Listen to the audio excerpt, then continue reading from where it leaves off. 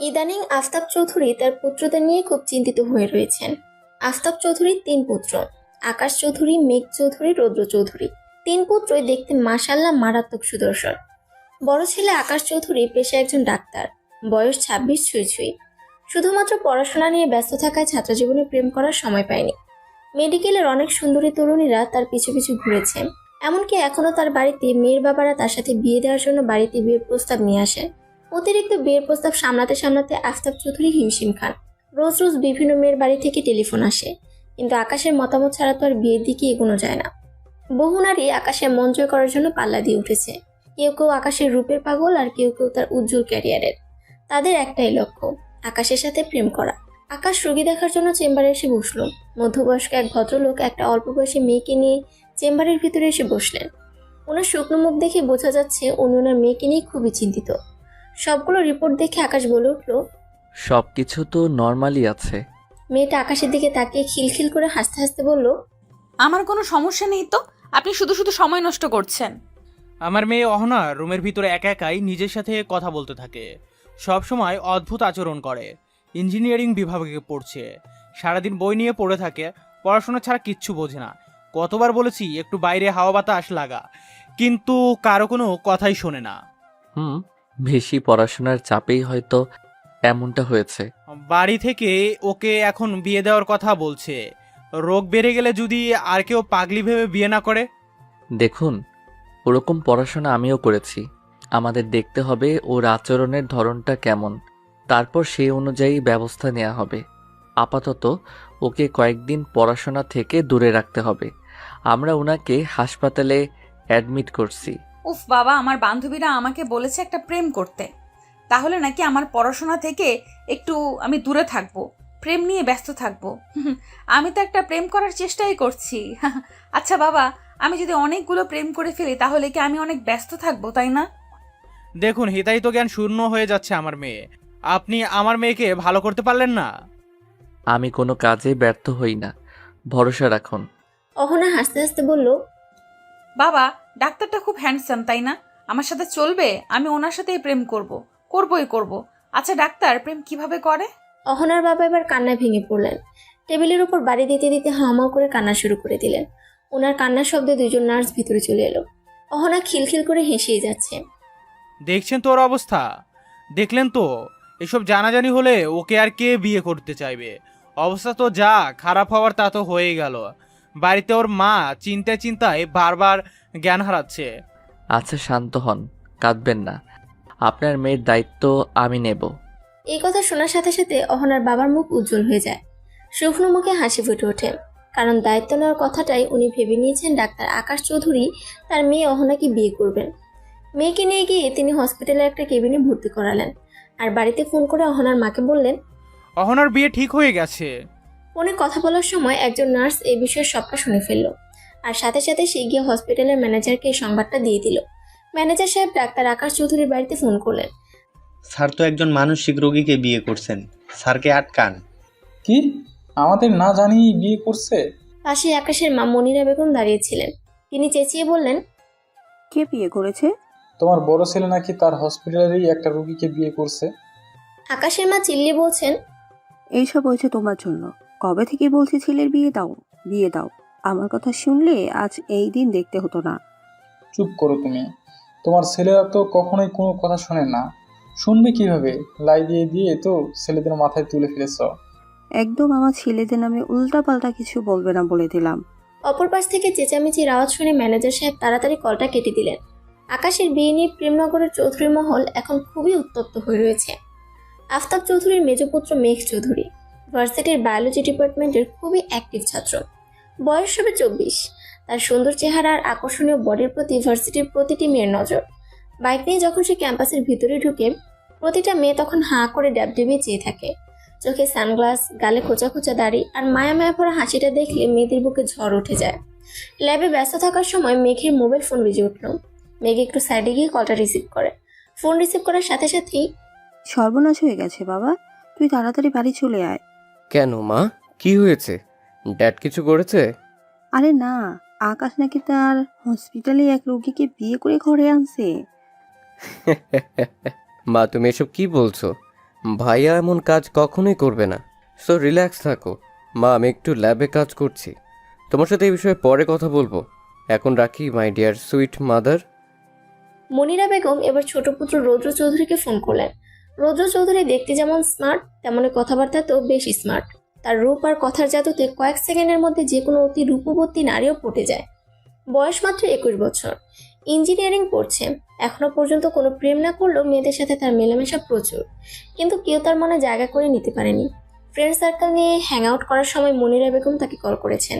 Ring হয়েই যাচ্ছে কিন্তু রিসিভ করছে না। এভাবে কয়েকবার দেওয়ার পর রৌদ্র চৌধুরী যখন পকেট থেকে ফোন বের করে সেলফি উঠাতে যাবে, তখনই মায়ের কল আসছে দেখে সাথে সাথে সেটা রিসিভ করলো। সরি মাম্মাম, ফোন সাইলেন্ট ছিল তাই দেখতে পাইনি। এখন আদেশ করুন আমার মাতা, কি করতে হবে আমাকে? মনিরা বেগম এবার কড়া হয়ে ধমক দিলেন। কোথায় তুই? এক্ষুনি বাড়ি আয়। কেন মা, কি হয়েছে? তোর ভাই তো কাণ্ড পাতিয়ে ফেলেছে। বাড়িতে হট্টগোল চলছে। আকাশ হসপিটালের একটা রোগী মেয়েকে বিয়ে করে নিয়ে আসছে। হোয়াট? ভাইয়াকে কিছু বলনি?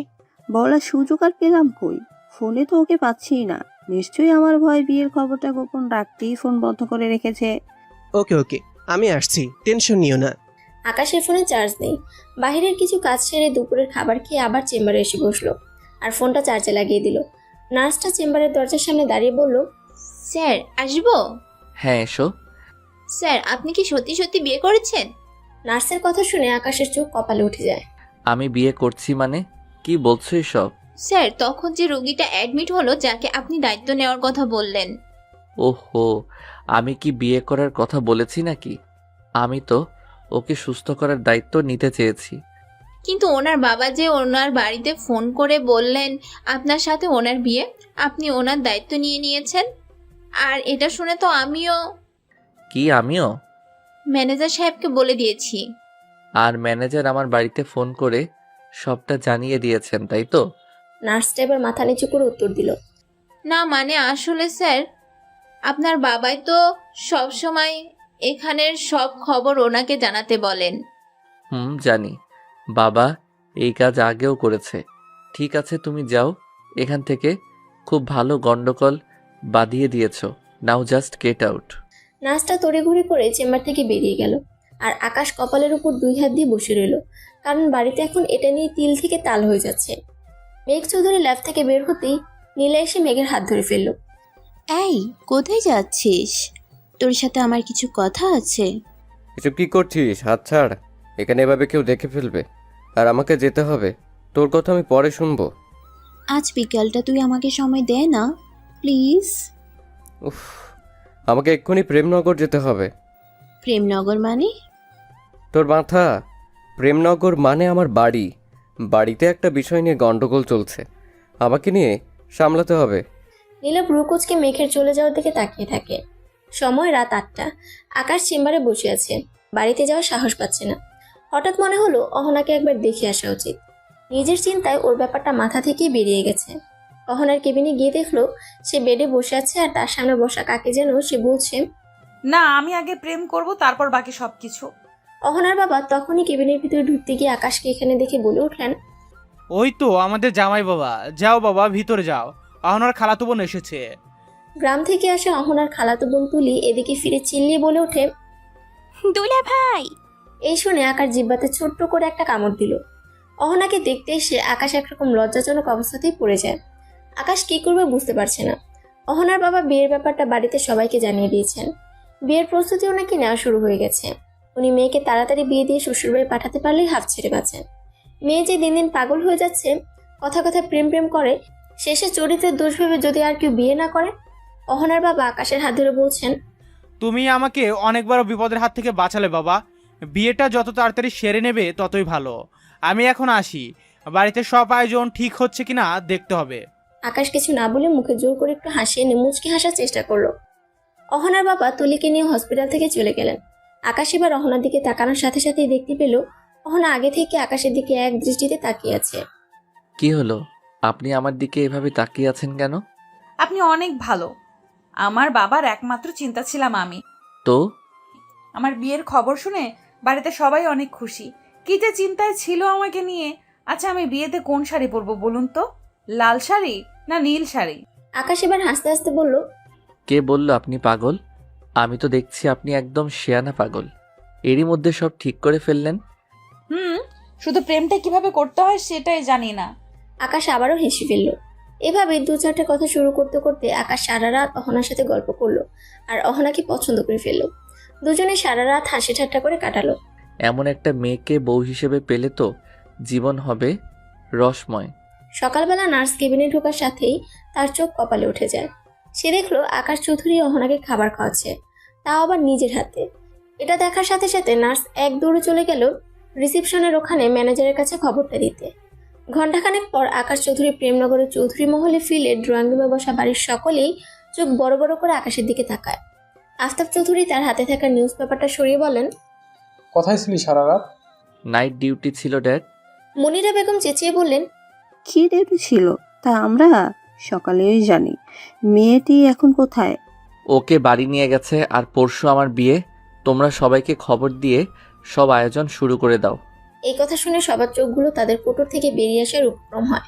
মেঘ আর রৌদ্র চৌধুরী একসাথে বলে উঠল, ভাইয়া ভাইয়া তুই কি তুই কি সত্যি সত্যি সত্যি? কথা শেষ করার আগে মনিরা বেগম চিল্লিয়ে উঠলেন, একটা পাগল মেয়েকে আমি কিছুতেই আমার ছেলের বউ করব না। তোর কি মাথা খারাপ হয়ে গেছে আকাশ? মা, ও পাগল নয়, ও একদম সুস্থ মানুষ। পড়াশোনার কারণে ওর মাথাটা একটু বিগড়ে গেছে, এই আর কি। আর তাছাড়া আমি তো আছি, আর আমি ওদের কথা দিয়ে ফেলেছি। এখন তোমরা যদি বিয়েতে মত না দাও, আমি বাড়ি ছেড়ে চলে যাব। আফতাব চৌধুরী এবার হুঙ্কার দিয়ে বলে উঠলেন, এই প্রেমনগর ছেড়ে কেউ কোথাও যেতে পারবে না। তোর বিয়ে ওর সাথেই হবে। এটা শুনে বাড়ির সকলে একে অপরের দিকে তাকিয়ে মুখ চাওয়াচাই করছেন। আফতাব চৌধুরীর একমাত্র দুর্বলতা, তিনি তার ছেলেদের এই বাড়ি থেকে অন্য কোথাও যেতে দেবেন না। বাড়ি ছেড়ে চলে যাওয়ার অজুহাত দেখাতে পারলে তিনি ছেলেদের অনেক বিষয় চোখ বন্ধ করে মেনে নেন। মনিরা বেগম রাগে ফুসতে ফুসতে ওনার ঘরে চলে গেলেন। আত্মীয় স্বজনদের খবর দিয়ে বাড়িতে আনা হয়েছে। সন্ধ্যার মধ্যে অনেকেই চলে এসেছেন। হঠাৎ করে বিয়ের খবর শোনায় আনন্দে বাড়িতে দ্বিগুণ পরিমাণ হইচই হচ্ছে। বাড়ি সাজানো হচ্ছে। আগামীকাল সকালে গায়ে হলুদ হবে, আর দুপুরের মধ্যে বিয়ের সব কাজ কমপ্লিট করে বিকেলের মধ্যে বউ নিয়ে বাড়ি ফিরবে। মেঘ আকাশের রুমে উকি দিয়ে দেখলো আকাশ হেসে হেসে ফোনে কথা বলছে। দরজা থেকে কাশি দিয়ে মেঘ বলে উঠল, ভাবি কি খুব হাসায় ভাইয়া? আকাশ চমকে উঠে পিছন ফিরে বলল, মানে তুই এখানে কি করছিস? যা, নিজের কাজ কর। নিজের কাজই তো করছি। বলে একটা বাঁকা হাসি দিল। আকাশ উঠে এসে ঠাস করে দরজা লাগিয়ে দেন। মেঘের হাসি মুখটা বন্ধ হয়ে গেল। দরজার বাইরে দাঁড়িয়ে মেঘ চেঁচিয়ে বলে ওঠে, নিচে তোকে ডাকছে, কোন পাঞ্জাবিটা পরবি সেটা দেখার জন্য। তোর পিরিত শোনার জন্য আসি নাই। তখনই মেঘের ফোনের রিংটোন বাজতে শুরু করে। নীলা ফোন করেছে। ফোন রিসিভ করার সাথে সাথেই নীলার ঝাঁঝালো কণ্ঠের আওয়াজ পাওয়া যায়। কতক্ষণ আগে মেসেজ দিয়েছি, কোনো রিপ্লাই করছিস না কেন? ইচ্ছে হচ্ছে তোর মাথাটা ফাটিয়ে দেই। তুই এত রেগে আছিস কেন? কি বলবি বল। আজ ক্যাম্পাসে আসলি না কেন? তুই জানিস না তোকে একদিন না দেখতে পেলে আমার মাথাটা খারাপ হয়ে যায়। এই, তোর বাড়িতে এত হইচই কিসের রে? কাল ভাইয়ের বিয়ে, এই জন্যই এত হইচই। বিয়ে? কই আগে তো কিছু বলিসনি। হঠাৎ করেই। এই শোন না, তুই আমাকে নিয়ে এরকম কিছু ভাবিস না, সত্যি বলবি কিন্তু। কি ভাববো? কি ভাববো মানে? তোর মন কি চাই তা তুই জানিস না?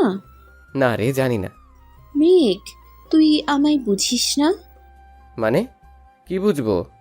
রাগে নীলা কলটা কেটে দেয়। মেঘ ভ্রু কুচকে ফোনের স্ক্রিনের দিকে তাকিয়ে তার রুমে চলে গেল। নীলা এবার শ্রাবণীকে ফোন করে। আরে আমি তো বোঝানোর চেষ্টা করছি, কিন্তু হচ্ছে না। কি করলে মেঘের মন পাবো বলতো? তুই এক কাজ কর, কোনো কবিরাজের কাছে গিয়ে পানি পড়া নিয়ে আয়। ওই পানি পড়া খেয়ে মেঘের মনটা তোর জন্য গলেও গলতে পারে। পরদিন সকালবেলা গায়ে হলুদের অনুষ্ঠানে কোণের বাড়ি থেকে অহনার খালাতো বোন তুলে এলো। গ্রামে বড় হয়েছে সে, এবার উচ্চ মাধ্যমিক পরীক্ষা দিল। অহনার বিয়ের জন্যই তাকে গ্রাম থেকে আনা হয়েছে, অহনার সাথে থেকে তার দেখাশোনা করার জন্য।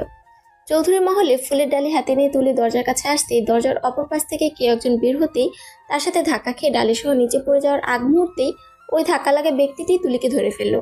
সে তুলির কোমরে এক হাত আর অন্য হাত তুলির কাঁধে দিয়ে ধরে রয়েছে। তুলি রৌদ্র চৌধুরীর সাথে ধাক্কা খেয়েছে। রৌদ্র তুলির শরীর থেকে হাত সরাতেই তুলি নিজেকে সামলে নিতে নিতে চোখ গোল গোল করে রৌদ্রের দিকে তাকালো। রৌদ্র তুলিকে পা থেকে মাথা পর্যন্ত তাকিয়ে এক নজরে দেখছে। তুলির ভীষণ লজ্জা লাগছে। অচেনা এক ছেলে মানুষ তাদেরকে এভাবে তাকিয়েছে। তার উপর আবার কয়েক সেকেন্ড আগে যখন তার মুখের দিকে তাকিয়েছিল তুলি, তখন দেখতে পেয়েছিল ছোটবেলায় দাদের কাছে শোনা কোনো এক রূপকথার কল্পিত রাজকুমারের মতোই কেউ একজন তার সামনে এসে পড়েছে। ভীষণ সুন্দর ছেলের মুখের দিকে তাকাতে তুলির খুবই লজ্জা করে। বেশিক্ষণ তাকিয়ে থাকতে পারে না। তুলির চোখ নিচের দিকে নামিয়ে নিল। লজ্জায় তুলির মরে যেতে ইচ্ছে করছে। একটু আগে আবার তার সাথেই ধাক্কা খেয়েছে। লজ্জায় পা দুটো আর দাঁড়িয়ে থাকতে না পেরে দৌড়ে বাড়ির ভেতরে চলে গেল। ভিতরে গিয়ে বাড়ির অনেকের সাথে তুলির কথা হয়। তুলিকে বাড়ির ছাদে যাওয়ার জন্য বলা হলো। ওখানেই গায়ে হলুদে স্টেজ সাজানো হয়েছে। সিঁড়ি দিয়ে ছাদে যাওয়ার সময় তুলি মেঘ চৌধুরীর মুখোমুখি পড়ে যায়। মেঘ তখন সিঁড়ি দিয়ে নিচে নামছিল। তুলি মেঘের দিকে তাকানোর সাথে সাথে লজ্জায় লাল হয়ে গেল। আবারও সে আরেকজন সুন্দর মতো পুরুষের সামনে পড়েছে। মেঘ বলল, মানে আপনাকে তো চিনতে পারলাম না। আপনি কি কোণের বাড়ি থেকে এসেছেন? লজ্জায় তুলি কিছু বলতে না পেরে মেঘের সাইড ঘেঁষে সিঁড়ি দিয়ে তাড়াতাড়ি উপরের দিকে চলে যেতে লাগলো। মেঘ ভ্রু কোচকে তুলে চলে যাওয়ার দিকে একবার তাকিয়ে নিচে নেমে আসে। বিকেলবেলা অহনাদের বাড়িতে বিয়ের সব কাজ কমপ্লিট হয়। এতক্ষণ অহনা স্বাভাবিকই ছিল, কিন্তু এখন কেন জানি একা একাই দাঁত বের করে হাসা শুরু করেছে। এটা দেখে রৌদ্র মনের ভিতর কথা চেপে রাখতে না পেরে এবার মেঘের কানে কানে ফিসফিস করে বলেই ফেলল, ভাবি এভাবে হাসছে কেন রে? সেটা তো আমিও লক্ষ্য করছি। ভাইয়া কি সত্যি সত্যি কোনো পাগলিকে বিয়ে করে ফেললো নাকি? মেঘের কথাটা একটু জোরেই ছিল, তাই কথাটা আকাশের কানে যায়। তোরা তোদের নতুন ভাবিকে নিয়ে কি উল্টাপাল্টা কথা বলছিস? ক্ষমা চা, এক্ষুনি তোদের ভাবির কাছে ক্ষমা চা। অহনা ন্যাকামো করে বলল, এই কি হয়েছে? ওদের উপর চিল্লাচ্ছ কেন?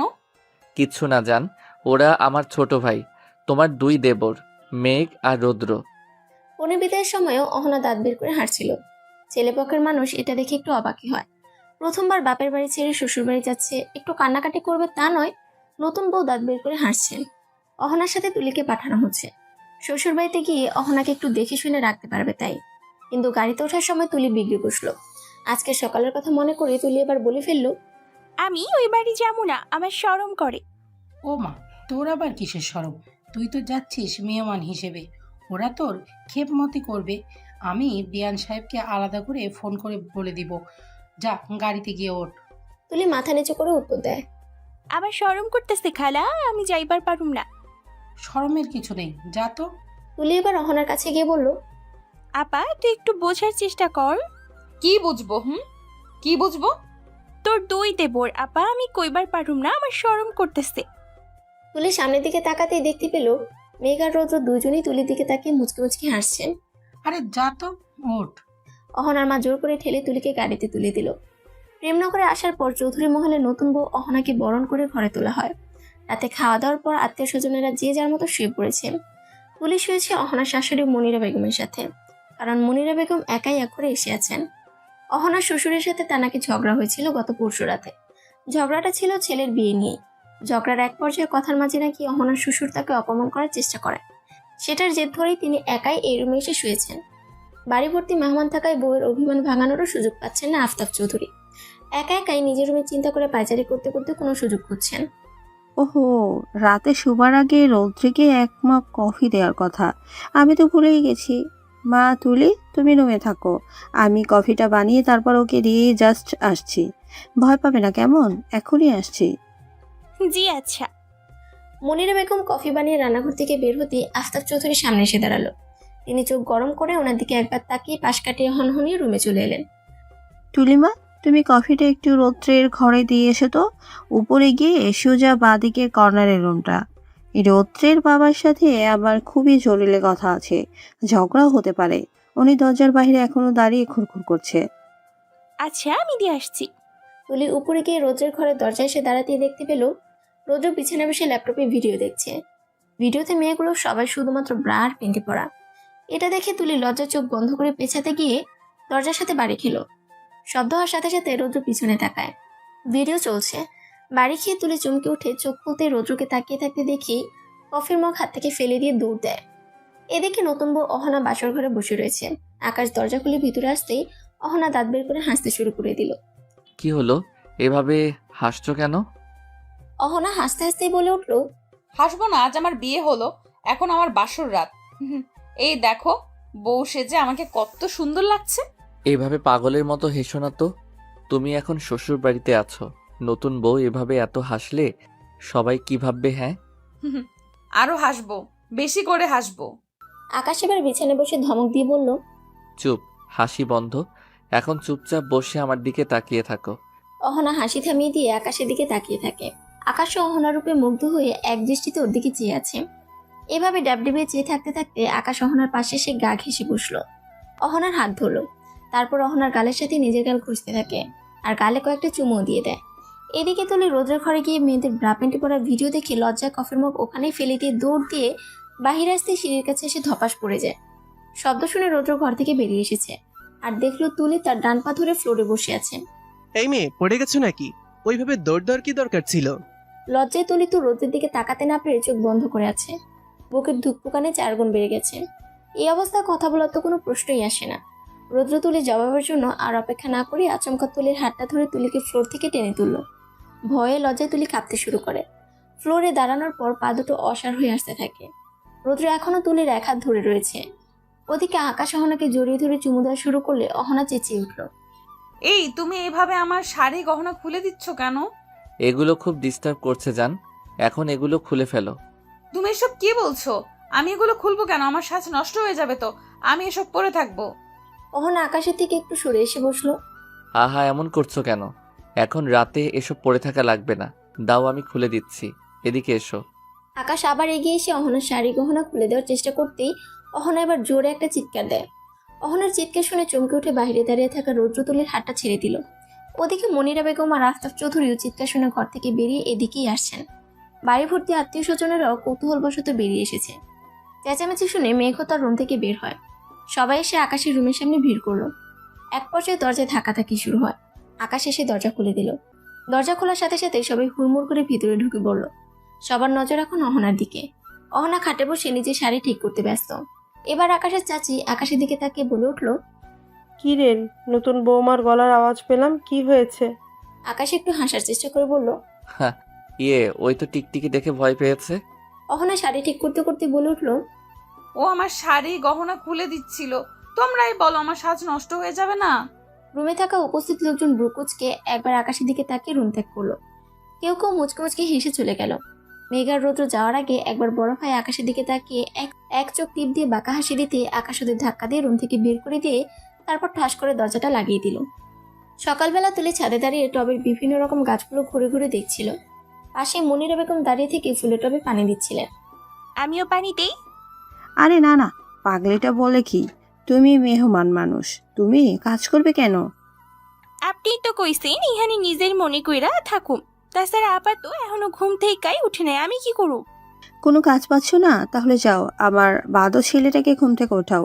প্রতিদিন ডাকতে ডাকতে আমি আর পারি না। সারা রাত জেগে কি যে করে, আর তারপর সকাল গড়িয়ে দুপুর হয়ে যায়, তারপরও তার ঘুম ভাঙে না। কেডা খালা? কে আবার? আবার রৌদ্রী মশাই। সাথে সাথে তুলির রাতের ঘটনাটা মনে পড়ে গেল। রৌদ্র তো ব্রা প্যান্টে পরা মেয়েদের ভিডিও দেখছিল। কি হলো, পারবে না? ও কিন্তু একবার দুইবার ডাকলে শোনে না, অনেকবার ডাকতে হয়। লজ্জায় তুলি লাল হয়ে মাথা নিচু করে আছে। বুকের ভেতর ধুকপুকানি বেড়ে গেছে। মানে আমি এখন ওনারই ঘরে যাবো? আমি পারুম না। আরে আগেই হাল ছাড়ছো কেন? আগে চেষ্টা তো করো, এখনই যাও। জি আচ্ছা। তুলি রোদ্রের ঘরের দরজার সামনে এসে দাঁড়িয়েছে। বুকের মধ্যে কে যেন হাতুড়ি দিয়ে পেটাচ্ছে। জোরে জোরে ধুক ধুক করছে। তখনই মনিরা বেগমের গলার আওয়াজ শোনা গেল। তিনি ছাদ থেকে সিঁড়ি দিয়ে নামতে নামতে বলছেন, এই রৌদ্রকে ডেকে ডাইনিং রুমে নিয়ে এসো, ততক্ষণে আমি নাস্তা রেডি করছি। ওনার কথা শুনে তুলি এবার রোদ্রের রুমের দরজাটা হালকা একটু ধাক্কা দিল। দরজাটা শুধু চাপানো ছিল, ভেতর থেকে লক করা ছিল না, তাই দরজা ধাক্কা দিতেই দরজা খুলে যায়। তুলি রুমের ভিতর উকি দিল। উকি দিয়ে খাটের দিকে তাকাতে চোখ দুটো কপালে উঠে যায়। রৌদ্র খালিকে চিত হয়ে শুয়ে দুই পা দুই দিকে ছড়িয়ে ঘুমিয়ে রয়েছে। দুই পায়ের দূরত্বের মধ্যে রয়েছে অনেকটা ফাঁক। আর লম্বা কোলবালিশটা গিয়ে রয়েছে একদম দুই পায়ের মাঝে ফাঁকা জায়গাটায়। রৌদ্রের এই অবস্থা দেখে আর খালিকে দেখে লজ্জায় তুলি আবারও এই ঘর থেকে দৌড় দিল। ডাইনিং রুমে এসে তুলি হাঁপাচ্ছে, লজ্জায় চোখ বারবার বন্ধ করছে। ডাইনিংয়ের চেয়ারে বসে মেঘ তখন নাস্তা করছিল, কিন্তু তুলি সেটা খেয়ালই করেনি। তুলির এমন করা দেখে মেঘ ভ্রুকুচকে কিছুক্ষণ তাকিয়ে থেকে তারপর একটু কাশি দেয়। সাথে সাথে তুলি চমকে উঠে এদিকে ফিরে দেখলো একজোড়া চোখ ওর দিকে চেয়ে আছে। লজ্জায় তুলে চোখ দুটো বন্ধ করে ঘামতে ঘামতে এবার বড় বড় দম নিতে শুরু করলো। মেঘ হঠাৎ পানির গ্লাসটা এগিয়ে দিয়ে বলে উঠলো, এই নাও পানি খাও। তুলি চোখ খুলে তাকিয়ে মেঘের হাতের পানির গ্লাসটা তার দিকে ধরা দেখে দৌড় দিল। তুলির এভাবে দৌড় দেওয়া দেখে মেঘ সেদিকে ভ্রুকুচকে তাকিয়ে আছে। তখনই তার ফোনের রিংটোন বাজতে শুরু করলো। সে ফোনটা রিসিভ করে কথা বলতে বলতে বাইক নিয়ে বাইরে বেরিয়ে গেল। অহনা ফ্রেশ হয়ে নতুন শাড়ি পরে নিচে নেমে এসেছে। আকাশের চাচি রান্নাঘর থেকে বের হয়েই অহনাকে দেখে বলে উঠলেন, আরে বৌমা এসেছো? আকাশকেও ডেকে আনো, একসঙ্গে নাস্তা করবে। অহনা চাচি শাশুড়ির কথা পাত্তা না দিয়ে এদিক ওদিক তাকিয়ে কাউকে খুঁজতে উনি আবারও বলে উঠলেন, কাকে খুঁজছো? আমার বোন কোথায়? ওকে তো অনেকক্ষণ থেকে আমিও দেখছি না। ঠিক আছে, আমি খুঁজে বের করছি। অহনা কয়েকটা ঘর চেক করে তারপরে এই ঘরে এসে তুলিকে পেল। কিরে, তুই এখানে একা একা বসে কি করছিস? আপা, কি হয়েছে? আপা শোন। কি হয়েছে? আপা, আপা তোর দুই দেবর। আমার দেবর কি হয়েছে? আপা, তোর দুই দেবর খুব বেশরম। মেঘ বাইক নিয়ে ভার্সিটি এসেছে। মেঘের ড্যাশিং লুক দেখে মেয়েরা হাঁ করে তাকে ডাবডুবি মেঘের দিকে চেয়ে আছে। আর মেঘও একটু ভাব নিয়ে ওদের সাথে করে লাইব্রেরির ভিতরে ঢুকে গেল। ওখান থেকে কিছুটা দূরে গাছের নিচে দাঁড়িয়ে নীলা সবটা খেয়াল করছিল। রাগে নীলার শরীর জ্বলে যাচ্ছে। সে আবার ব্যাগ থেকে একটা ছোট্ট পানির বোতল বের করে ঝাঁচালো কণ্ঠে বলল, আমি এক্ষুনি খাওয়াবো, আমার আর সহ্য হচ্ছে না। এখন কিভাবে? জানি না, ওর আশেপাশে এত মেয়ে ঘুরঘুর করবে সেটা আমি সহ্য করব ভেবেছিস? কিন্তু মেঘ তো এখন। নীলা, এই নীলা, কোথায় যাচ্ছিস? তাড়াহুড়ো করিস না, আমার কথা শোন, দাঁড়া। শ্রাবণীও নীলার পিছু পিছু লাইব্রেরির দিকে ছুটে থাকে। নীলা লাইব্রেরির ভিতরে ঢুকেছে। মেঘ যেদিকে বসেছে সেদিকে হনহন করে হেঁটে যাচ্ছে। নীলা প্রচণ্ড রেগে আছে। মেঘের পাশে এসে দাঁড়িয়ে সরাসরি ওর কাঁধের উপর এক হাত থেকে বলে উঠল, উঠ উঠ বলছি। মেঘ ঘাড় ঘুরিয়ে পেছন ফিরে নীলাকে দেখে অবাক হয়ে বলল, উঠবো মানে? বাংলা বুঝিস না? উঠে আয় এখান থেকে। মানে কি? এভাবে চিল্লাচ্ছিস কেন? আমার ইচ্ছে, আমি চিল্লাবো। তোর সাথে আমি পরে কথা বলবো, এখন কাজ করতে দে, বিরক্ত করিস না। রাগে নীলা পিছনে দাঁড়িয়ে থেকে মেঘের শার্টের কলার টেনে ধরল। আরে আরে কি করছিস? ছাড়। না, ছাড়বো না। মেঘ নীলার হাতটা ধরে ফেলল আর তারপর উঠে দাঁড়িয়ে বলল, তোর সমস্যাটা কি? নীলা চিল্লিয়ে বলল, আমার সমস্যা তুই। আস্তে, এটা লাইব্রেরি। নীলা পানির বোতলটা মেঘের সামনে ধরে বলছে, তাড়াতাড়ি খেয়ে নে। আমি এখন পানি খাবো না। খা বলছি। উফ, আমার এখন পানি খেতে ইচ্ছে করছে না। তোকে খেতেই হবে, খা বলছি।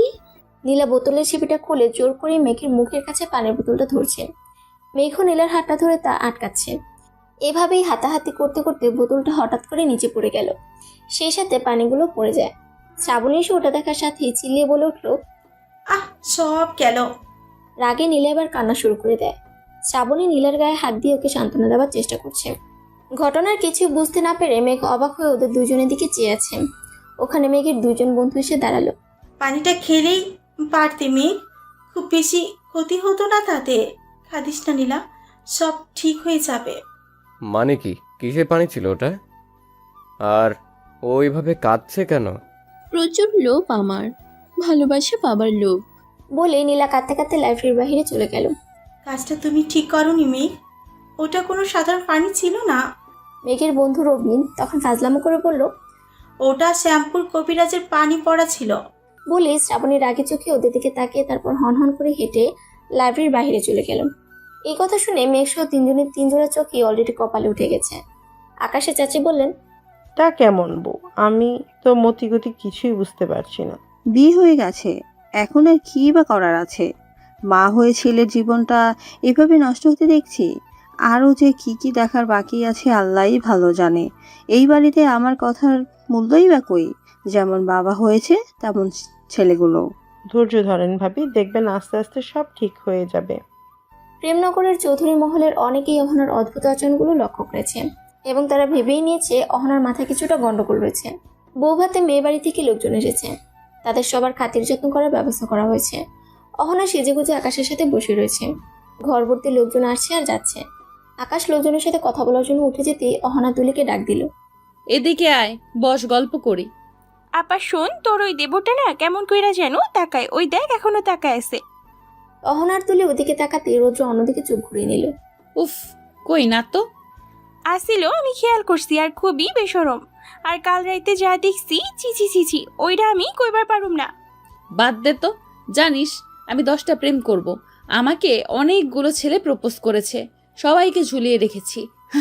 এখন আস্তে আস্তে গুনে গুনে সেগুলো অ্যাকসেপ্ট করব। তুলি আতঙ্কিত হয়ে বলল, আপা। ওখানে উপস্থিত থাকা রৌদ্র কথাটা অলরেডি শুনে ফেলেছে। হোয়াট আর ইউ ম্যাড ভাবি? অহনা হাসতে হাসতে বলছে, আমি প্রেম করব তো অনেকগুলো করব। হোয়াট? অনেকগুলো প্রেম করবেন মানে? তাহলে আমার ভাইয়াকে বিয়ে করছো কেন? রৌদ্রের কথায় আকাশ এদিকে এগিয়ে আসে। কিরে কি হয়েছে? ভাইয়া, ভাবি নাকি অনেকগুলো প্রেম করবে।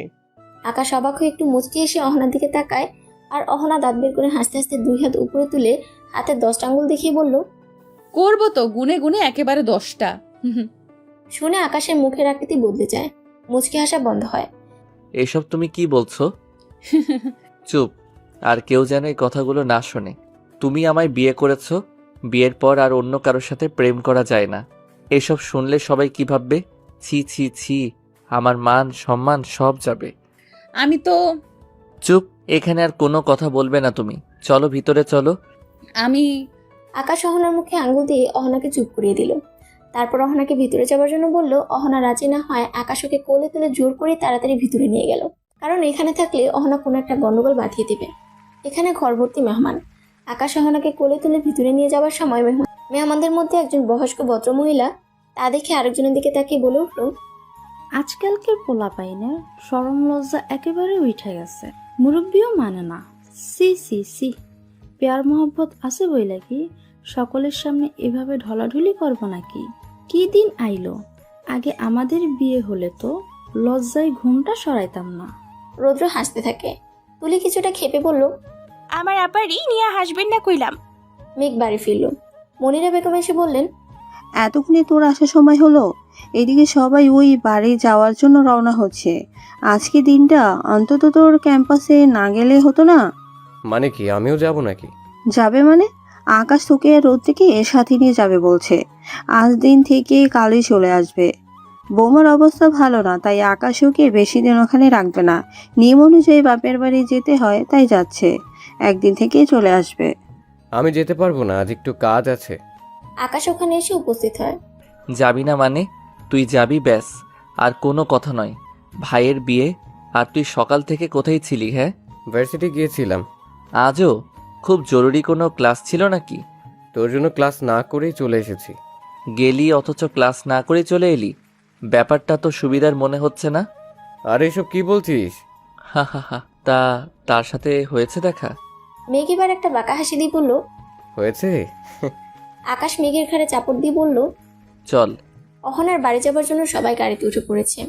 ভাগ্যক্রমে শুধুমাত্র তুলির জায়গা হলো না। তুলিকে মেঘ আর রৌদ্রের গাড়িতে গিয়ে বসতে হলো। ছেলেদের গাড়িতে উঠে শরমে তুলি মরে যাচ্ছিল। ওরা তুলির সাথে ফ্রিভাবে কথা বলার চেষ্টা করলো, অতিরিক্ত লজ্জায় তুলি চুপচাপ ছিল। অহনার বাড়িতে ফিরে অনেক গল্প গুজবের পর রাতে খাওয়া দাওয়া সেরে সবাই শুয়ে পড়লো। মেঘ আর রৌদ্রকে এক রুমে রাখা হয়েছে।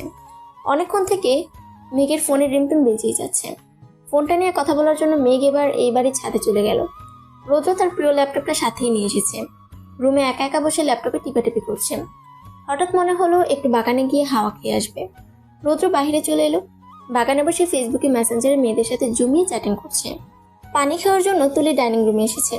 ডাইনিং রুমের জানালা দিয়ে এত রাতে বাগানে কাউকে বসে থাকতে দেখে কৌতূহলবশত তুলি বাইরে চলে এলো।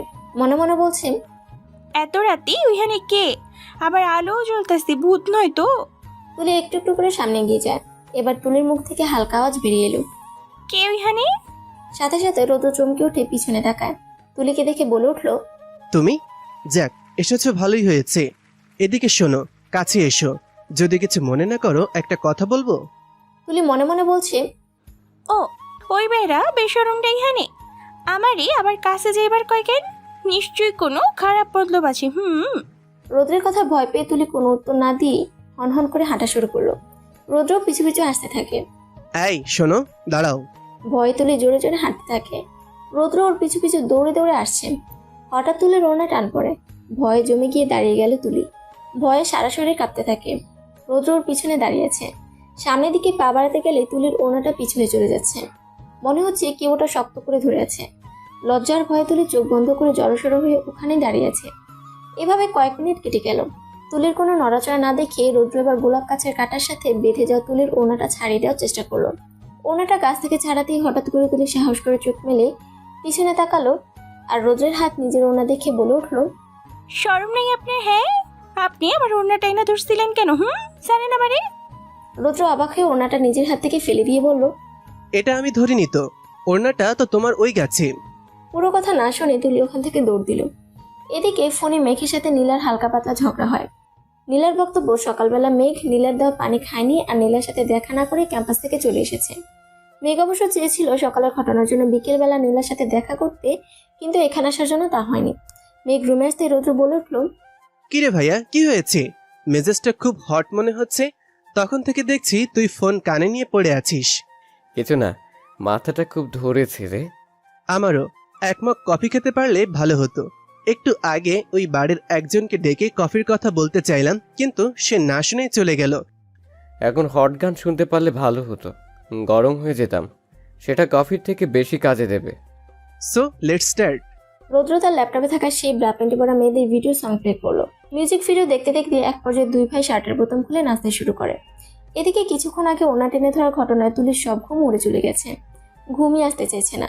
বিছানায় সে ঘটনাটা বারবার মনে করে শুধু এপাশ ওপাশ করছে আর বুক ধুকপুক ধুকপুক করছে। হঠাৎ বিছানা থেকে উঠে কি মনে করে যেন বাহির এলো। তারপর মেঘ আর রৌদ্রের ঘরের দরজার সামনে এসে দাঁড়ায়। দরজাটা হালকা একটু খুলে রুমের ভেতর উকি দিতেই তুলির চোখগুলো বড় বড় হয়ে গেল। মেঘ আর রৌদ্র দুজনই মাতালের মতো হয়ে রয়েছে। রুমের ভিতর ল্যাপটপে চলছে ব্রা প্যান্টি পরা আর একদম ছোট ছোট কাপড় পরা সুন্দরী মেয়েদের নাচ। তুলি চোখ পিটপিট করে বলতে থাকে, সিসি বেশরম কোথাকার, কত খারাপ। মেঘ আর রৌদ্র ইংলিশ ভিডিও সং দেখছিল আর নিজেরাও হালকা কোমর ছিল। নাচতে নাচতে হঠাৎ রৌদ্রের দরজার দিকে চোখ পড়তে তুলি দৌড় দিতে গিয়েও ওনাটা দরজার সাথে আটকে গেল। ওড়নাটা ভালোভাবেই দরজার সাথে আটকে গেছে। টানাটানি করতে কিছুটা ছিঁড়ে গেল। রৌদ্র দরজার কাছে এগিয়ে আসতে ওড়না ফেলেই তুলি দৌড় দেয়। ওড়নাটা দরজার সাথে আটকে থাকে। রৌদ্র দরজার কাছে এসে দাঁড়ালো। ভিতরে মেঘ এখনো গানের তালে তালে নাচতে ব্যস্ত। মেয়েটার সমস্যা কি? আমাদের ঘরে উকি মারলো কেন? রৌদ্র দরজাটা লাগিয়ে দিল। দৌড়ে রুমে এসে তুলি হাঁপাচ্ছে। ভয়ে শরীর ঘেমে গেছে। ওনাটা ওখানেই ফেলে এসেছে। ছি ছি, আর একটু হইলেই তো বেশরমটা এই অবস্থায় দেখে ফেলতো। ওনার চিন্তায় তুলির সারা রাত ঘুম হলো না। ভোরবেলা কেউ ঘুম থেকে ওঠার আগে ওনাটা উদ্ধার করতে হবে, না হলে ওই রুমে তুলির ওনা রয়েছে এটা কেউ দেখে ফেলে বড় কেলেঙ্কারি হয়ে যাবে। ভোর 6:30টার দিকে সে মেঘ আর রৌদ্রের ঘরের দরজার সামনে এসে দাঁড়ালো। ভয়ে হাত পা জমে যাচ্ছে। হালকা করে দরজাটা ধাক্কা দিতেই বুঝলো দরজাটা ভিতর থেকে আটকানো। ভয়ে তুলির মুখ শুকিয়ে একদম শুকনো আমসি হয়ে গেল। ভোরের আলো ভালোভাবেই ফুটেছে। রৌদ্রজুল অত্যন্ত সুন্দর একটি সকাল। রান্নাঘরে সকালে নাস্তা বানানো হচ্ছে। কেউ কেউ ডাইনিং রুমে বসে নাস্তা করছে। মোটামুটি বাড়ির সকলে ঘুম থেকে উঠে গেছে। শুধু মেঘ আর রৌদ্রই ঘুম থেকে উঠেনি। অনেকবার ডাকা হলেও তারা কোনো রকম সাড়া দেয়নি। এদিকে অহনার ভেজা বড় চুলগুলো দেখে আকাশ লোভ সামলাতে না পেরে অহনাকে পিছন থেকে জড়িয়ে ধরল। বুঝতে পেরে অহনার সাথে সাথে চেঁচিয়ে ওঠে, এইসব কি করছো? ছাড়ো। তুমি সবসময় এমন ছাড়ো ছাড়ো করো কেন? একটু থাকতে দাও না। আকাশ অহনাকে আরো শক্ত করে জড়িয়ে ধরল। অহনা গা ছাড়া দিয়ে তা ছাড়ানোর চেষ্টা করছে। এক পর্যায়ে অহনার হাত পা ছোড়াছুড়িতে আকাশ ছেড়ে দিতে বাধ্য হলো।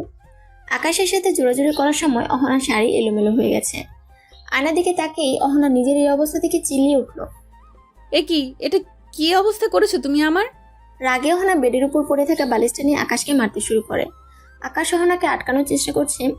এভাবে ধস্তাধস্তি করতে এক পর্যায়ে দুজনে বেডের উপর উল্টে পড়ে গেল। অহনা নিচে আর অহনার উপরে আকাশ। আকাশ অহনার হাত দুটো চেপে ধরে ফেলেছে। এখন কি করবে? হ্যাঁ, অহনার মুখের আকৃতি বদলে গেছে।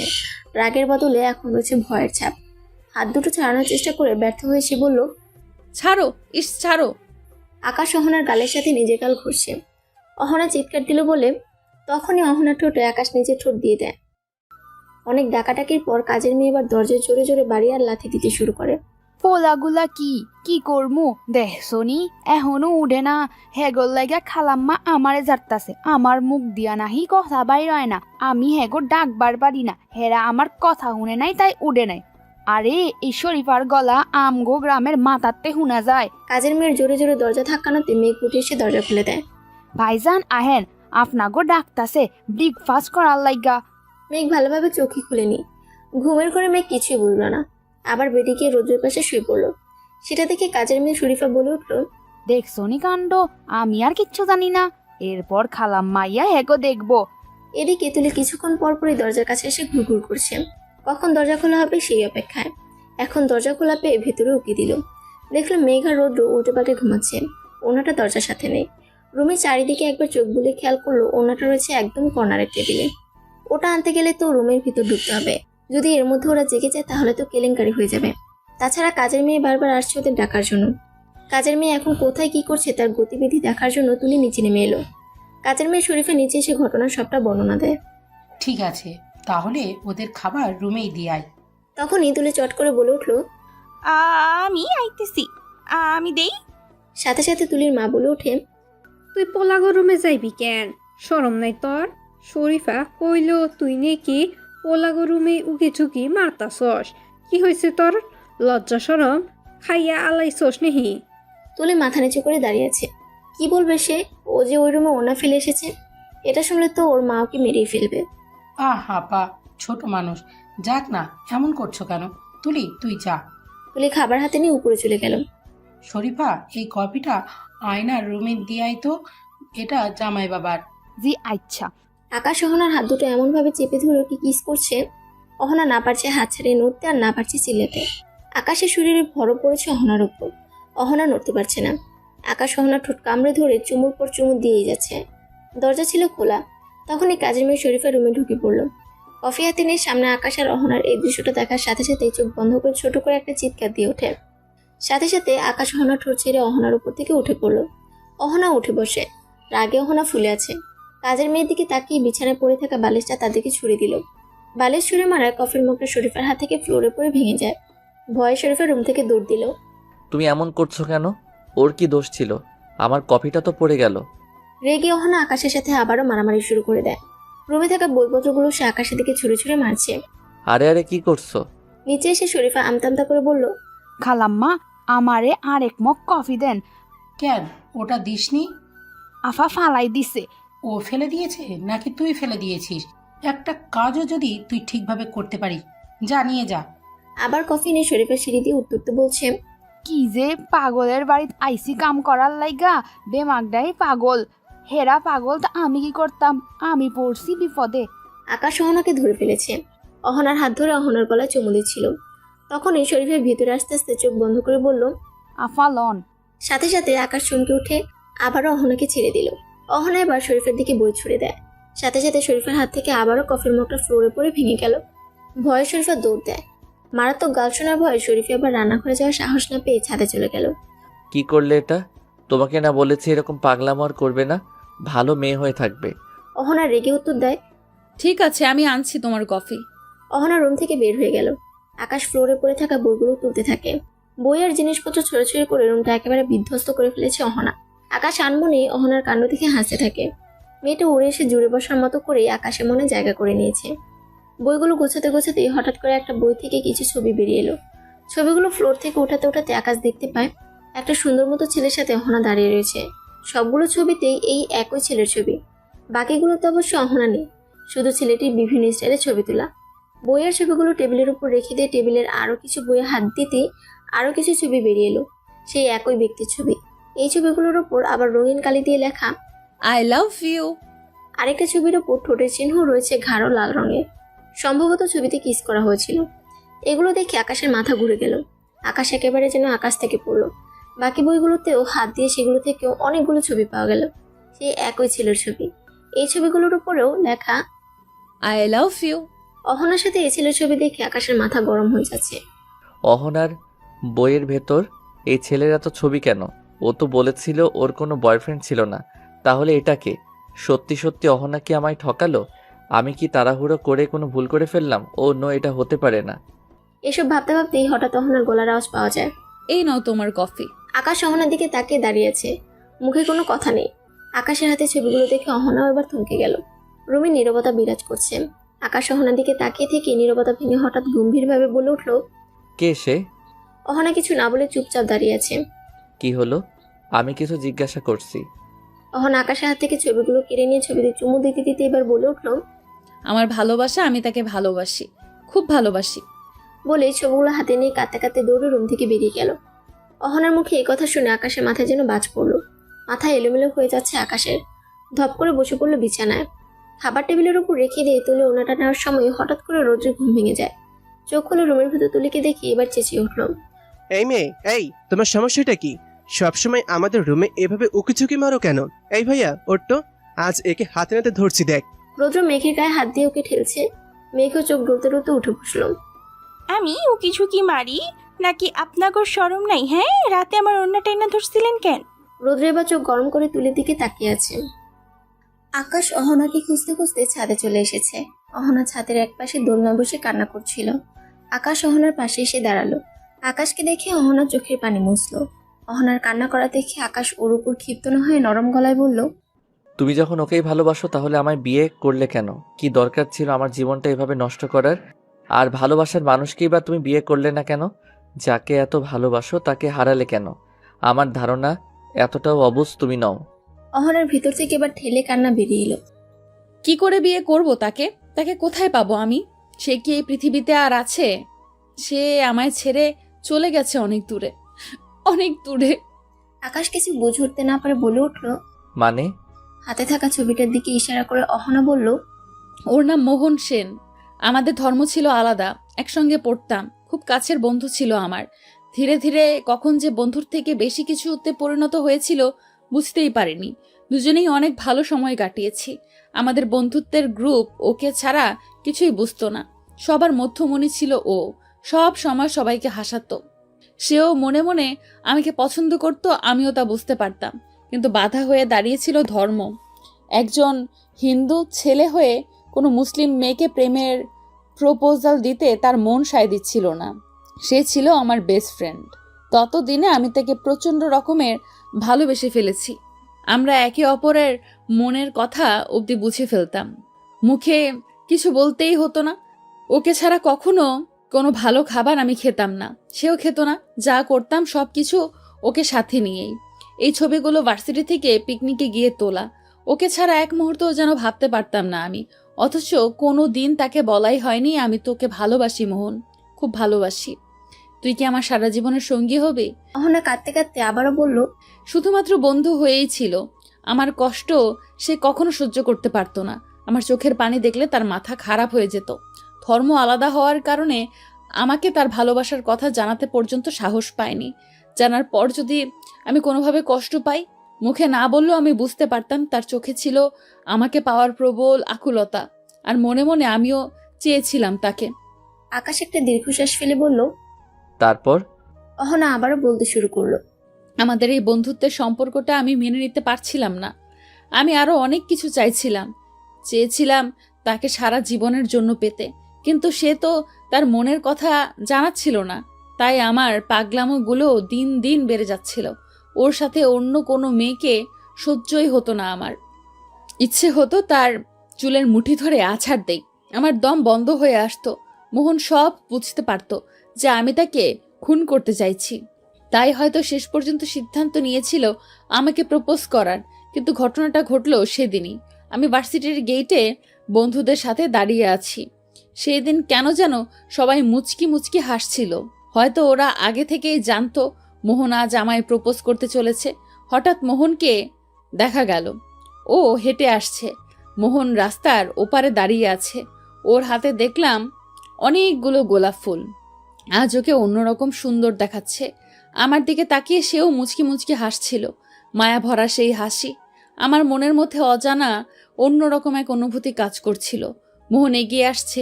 ভেবেছিলাম আমিও আজ ওকে আমার ভালোবাসার কথা বলে দিব। কিন্তু রাস্তা পার হতেই হঠাৎ একটা বাস এসে ওকে পিষে দিয়ে গেল। এটা দেখার সাথে সাথে আমি ওখানেই জ্ঞান হারালাম। 3 দিন আমার জ্ঞান ছিল না। যেদিন জ্ঞান ফিরল তখন জানতে পারলাম মোহনকে ওই দিন রাতেই তার দেশের বাড়িতে নিয়ে গিয়ে সমাধি করা হয়েছে। মোহনের বাবা ছিল না, মায়ের একমাত্র ছেলে ছিল মোহন। বন্ধুদের কাছে জানতে পারলাম ঘটনার আগের দিন মোহন নাকি তার বাড়িতে আমার কথা বলে ওর মাকে রাজি করিয়েছিল। সব শুনে আমি আর ঠিক থাকতে পারলাম না। সব কিছু পাওয়ার মুহূর্তে যেন সব হারিয়ে ফেললাম। মেনে নিতে খুব কষ্ট হচ্ছিল। কখনো কখনো মনে হয় মোহনের মৃত্যুর কারণ আমি। ফুলে থাকার শত রকম চেষ্টা চালালাম। কেটে গেল 2 বছর। আস্তে আস্তে মোহনের স্মৃতি মুছে গেলেও আমার মনের কোণে সে ঠিকই রয়ে গেছে। আকাশের চোখে পানি চলে এসেছে। তা দেখে অহনা বলে উঠল, এ কি তুমি কাঁদছো কেন? আকাশ চোখের কোণার পানিটা মুছে তারপর বলল, কই না তো, চোখে কি যেন পড়েছিল আর কি। অহনা তার গাল বেয়ে পড়া পানিগুলো মুছে বলে উঠল, জানো আকাশ, মোহনের একটা কথাই আমার বারবার মনে হয়। অহনা, তুই সবসময় হাসি খুশি থাকবি। তোর কষ্ট আমার সহ্য হয় না রে। তুই ভালো থাকলে আমি ভালো থাকবো। এখন আমার মনে হয় হয়তো মোহন কোথাও থেকে দেখছে। আমি ভালো আছি, খুব সুখে আছি, হাসি খুশি আছি। এটাই তো চেয়েছিল মোহন, আমার মুখের হাসি। আকাশ চুপ করে রয়েছে। বুকের ভেতরটা কেমন যেন করছে। অহনা হঠাৎ করে বলে উঠল, আমাকে একটু জড়িয়ে ধরবে আকাশ? আমারও বুকের ভেতরটা কেমন যেন করছে। আকাশ চমকে উঠল, থমকে দাঁড়িয়ে আছে সে। অহনা চোখে পানি নিয়ে আবার বলছে, কি হলো, আমাকে নেবে না? আকাশ এবার এগিয়ে এসে অহনাকে নিজের সাথে জড়িয়ে নেয়। অহনা আকাশের বুকে মাথা রাখতে রাখতে বলল, আরো শক্ত করে। আকাশ অহনাকে আরো শক্ত করে 2 হাতের বাহুতে আবদ্ধ করে ফেলল। তুমি আমায় ছেড়ে কোনোদিন যাবে না ডাক্তার আকাশ?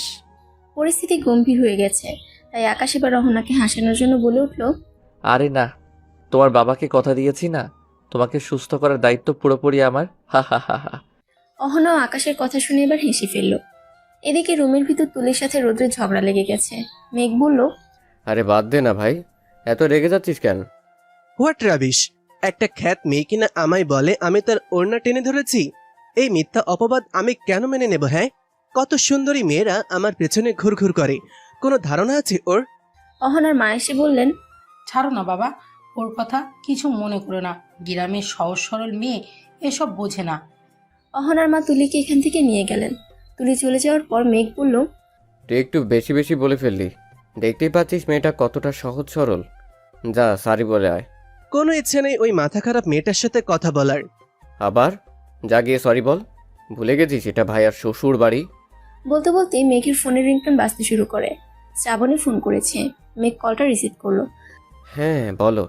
শ্রাবণী হাঁপাতে হাঁপাতে বলছে, কি আর বলবো, নীলা তো অনেকগুলো ঘুমের ওষুধ খেয়ে ফেলেছে। তুমি জলদি ওদের বাড়ি যাও। হোয়াট? কি বলছো এসব? নিশ্চয়ই তোমার উপর রাগ করে সে এমনটা করে ফেলেছে। মানে আমি এখন ওদের বাড়ি যাব? ওর বাবা মা আমাকে আবার ফাঁসিয়ে দেবে না তো? আশ্চর্য মানুষ তো তুমি। একটা মেয়ে মরতে বসেছে আর তুমি এই সময় এমন কথা বলছো? আমাকে এত মেয়ের মাঝে একা রেখে ও মরবে? ওর সহ্য হবে? রাগে শ্রাবণী কলটা কেটে দেয়। আর মেঘ তাড়াহুড়ো করে কাউকে কিছু না বলে বাড়ি থেকে বেরিয়ে গেল।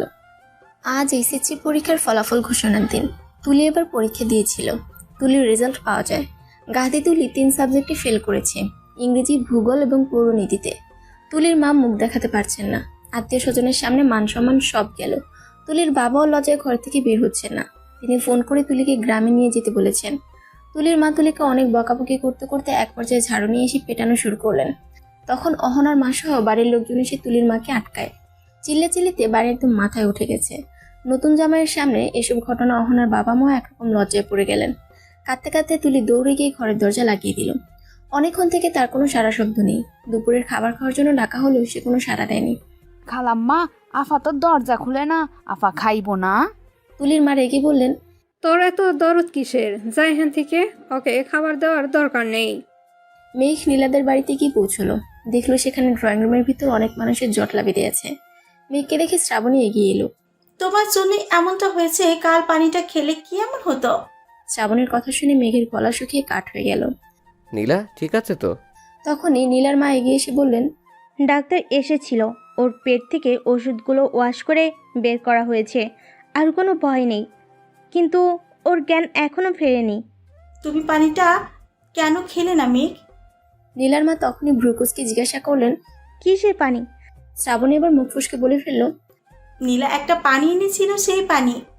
তার পরক্ষণেই সাথে সাথে জিহ্বায় কামড় দিয়ে বলে উঠল, কিছু না আন্টি, কিছু না।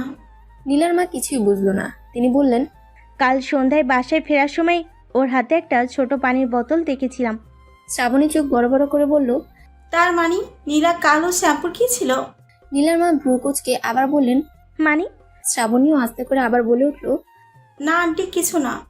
তারপর মেঘের দিকে তাকিয়ে বলল, সব কিছু হয়েছে তোমার জন্য। নীলার মা এবার মেঘের দিকে তাকালেন আর সন্দেহবশত বললেন, তুমি কিছু করনি তো? নীলার মা ভ্রুকুচকে মেঘের দিকে তাকিয়ে পা থেকে মাথা পর্যন্ত তাকিয়ে মেঘকে দেখছেন।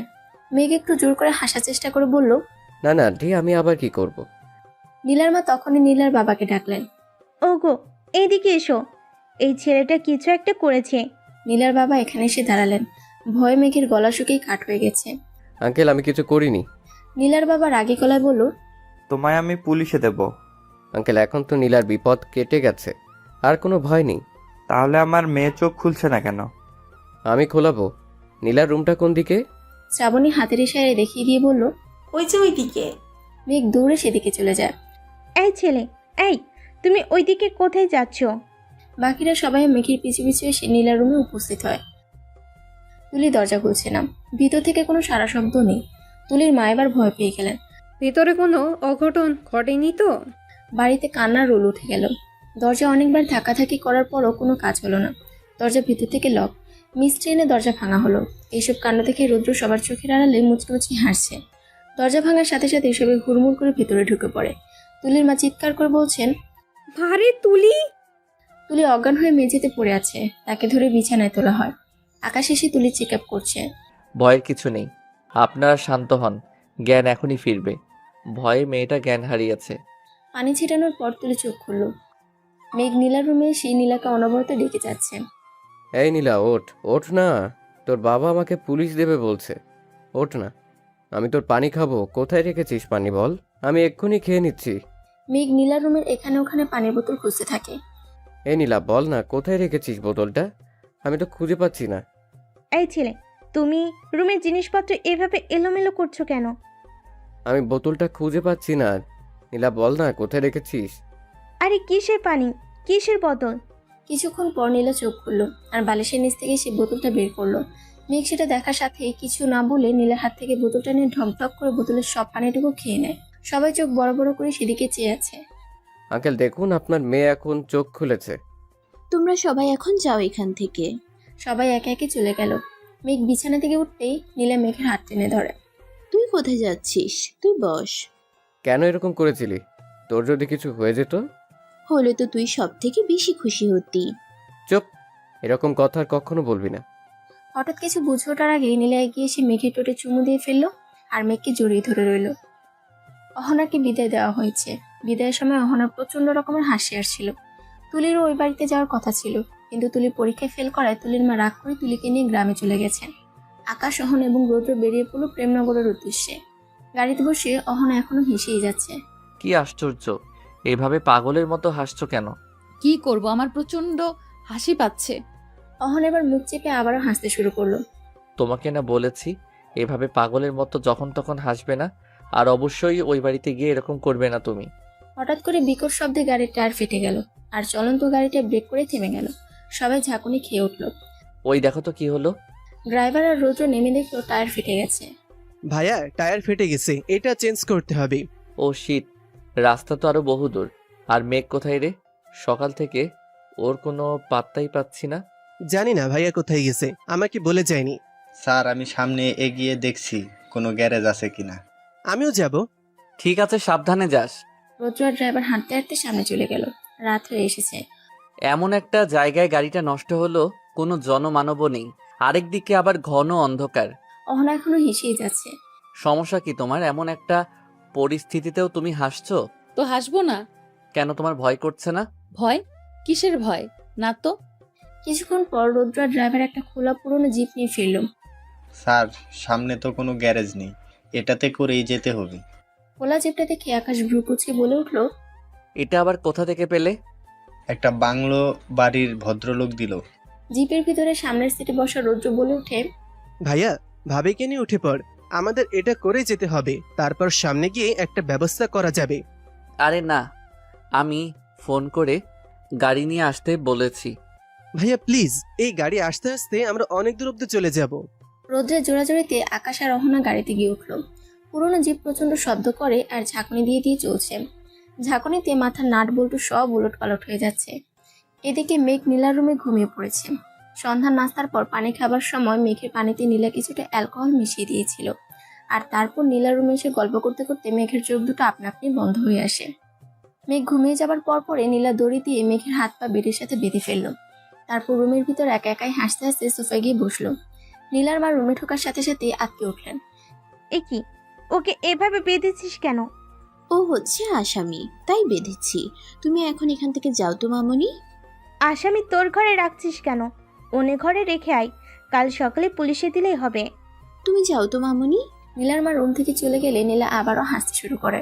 বিছানায় চিত হয়ে শোয়া ঘুমন্ত মেঘের দিকে তাকিয়ে বাঁকা হাসি দিতে দিতে বলছে, তুমি এবার ধরা খেয়ে গেছো মেঘ, আটকা পড়ে গেছো।